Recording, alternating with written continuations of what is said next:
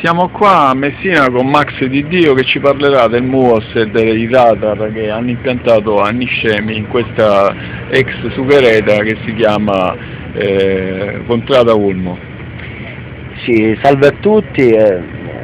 vi parlo di un problema anche piuttosto grave, che è quello non solo del MUOS, che è una cosa che possibilmente deve ancora nascere,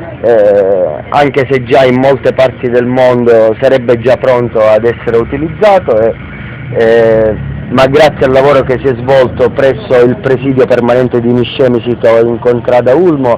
diciamo, abbiamo un po' contrastato e ritardato i tempi di questa costruzione. Ma ad onor del vero dobbiamo dire che dal 91 esistono anche 46 antenne NRTF che producono un inquinamento elettromagnetico selvaggio che a tuttora ha decimato la popolazione delle api, senza contare che per la stessa costruzione sono stati completamente sradicati 170 ettari di vegetazione mediterranea a sughereta, che nessuno mai più potrà ridarci, è proprio il danno inerente allo studio epidemiologico che si sta portando avanti, cioè tutte le vittime che dal 91 a oggi sono morte con leucemie infantili fulminanti, che sono anche tanti, e i vari noduli al seno che conosciamo tutti alle donne, piuttosto che alla tiroide, o anche e soprattutto nei genitali sia maschili che femminili. È un problema molto grave questo, anche perché io ricordo da piccolo che questa grande foresta, che quando si entrava ti sentivi completamente circondato e assopito, ormai quasi non esiste più. Non esiste più ed è molto grave perché, unita proprio al bosco di Santo Pietro che è a nord, formava il polmone della Sicilia orientale. E adesso non c'è più, il danno è molto grave, senza contare che praticamente non si dà retta al popolo, non si segue la pacificità del popolo, anzi si tende a criminalizzare, come è successo a me e tanti altri,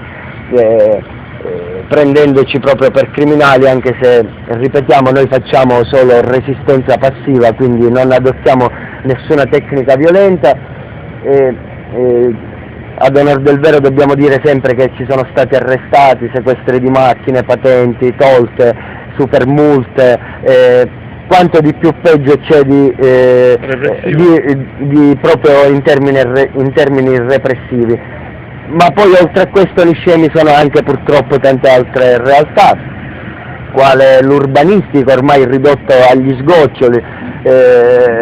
quale la viabilità ormai inesistente. Ricordiamo che abbiamo solo 2 strade per uscire da Niscemi e non vi è un piano di emergenza, quindi un paese al totale sbando. L'urbanistica peggio di peggio, si paga l'acqua in maniera selvaggia,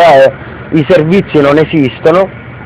anche perché siamo ormai totalmente esclusi, non avendo più né ferrovie e pochissimi autobus, anzi dal 1° giugno in poi fino all'11 settembre un cittadino niscemese che dovrebbe andare a Caltanissetta per sbrigare i documenti non ci può più nemmeno andare, quindi se non è automunito non può più andare in quel di Caltanissetta anche per sbrigare pratiche importanti.